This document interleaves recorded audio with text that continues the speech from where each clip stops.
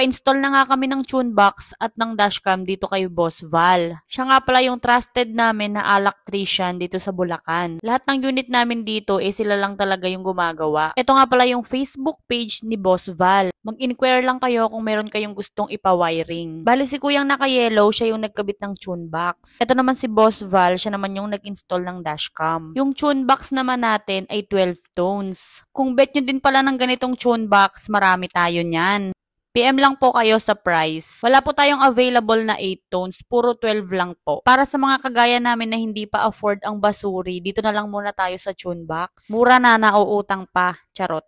Ito naman yung dashcam natin from DDPi. Dual dashcam na nga pala ito. Hindi ko pa nga yan na-unbox at naabutan ko na ganyan na ang nangyari. Ito pala yung rear cam niya, na kapag naka-install na yan, pwede mo siyang galaw-galawin or i-rotate. Ito na yung pinaka-dashcam, ito yung front cam. Ang ganda nito dahil meron na siyang built-in na microphone. Kapag nag-record ka, maririnig mo kung ano yung mga nangyari sa labas. Ito naman yung sa SD card. At syempre, hindi mawawala yung manual na hindi naman nating binabasa. Pwede mo nga palang i-connect sa phone yan, magda-download ka lang ng app ng DDPi. Scan mo lang yung QR code na yan. Ito yung camera niya sa likod. Gagalaw-galaw mo nga yan, pwede mong taasan or babaan yung sa view niya. Ito naman yung sa front cam niya.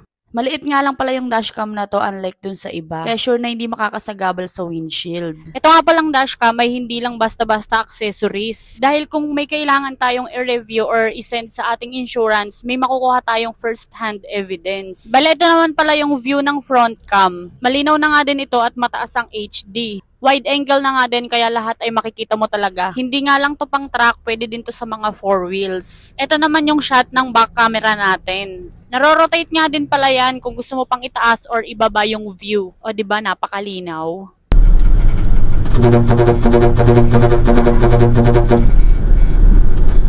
Ito naman pala yung view sa gabi. Ayan yung front cam, walang ilaw dyan. Ito naman yung sa back cam. Kahit walang ilaw, malinaw pa din. Kung gusto nyo din mag-order ng Tunebox, PM nyo lang ako. At para naman sa dashcam, may link sa comment section or dun sa yellow basket.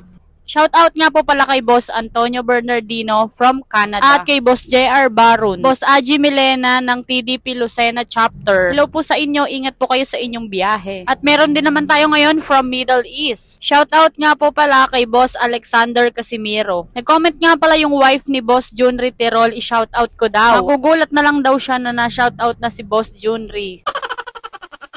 Shoutout na nga din pala natin si Jericho Santos, solid supporter natin yan. Yun lamang muna po for tonight's vlog. Bukas ulit. Thank you for watching. Bye-bye.